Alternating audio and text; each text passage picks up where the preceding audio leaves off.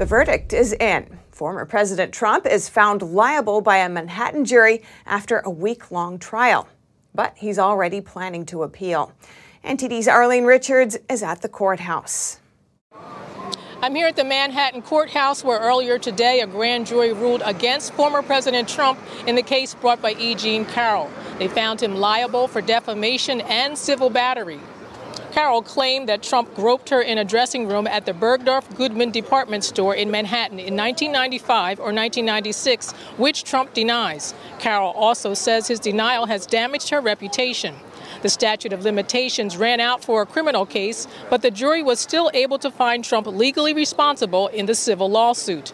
The jury said Trump should pay a total of about $5 million in damages to Carroll, including about $3 million for the defamation charge and about $2 million for the civil battery charge. The central question of the case was the credibility of Carroll's testimony, given that so much time has passed. The former president said he couldn't receive a fair trial in Manhattan due to the Democratic voter base in the city.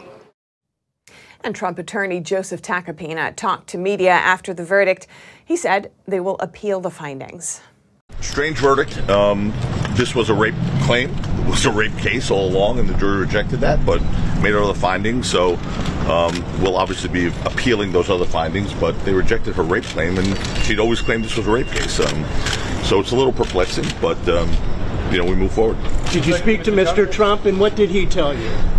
We've spoken, and we're ready to, proceed, go forward. Obviously, he's firm in his belief, as many people are, that he cannot get a fair trial in New York City, based on the jury pool. And I think one could argue that that's probably an accurate assessment, based on what happened today.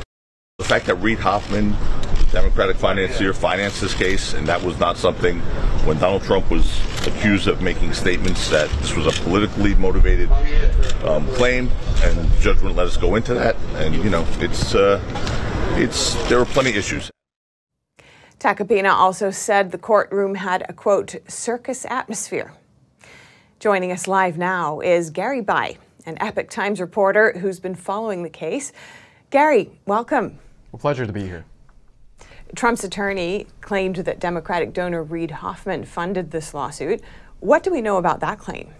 So it's pretty interesting because that charge, information was discovered during pre-trial when about a couple weeks before the start date of the trial, Carroll's lawyers actually emailed or sent a letter to Tacopina, Trump's attorney, saying that Carroll suddenly recalled, I'm paraphrasing, suddenly recalled that she had some alternative source of funding from this LinkedIn founder, Mr. Reid Hoffman.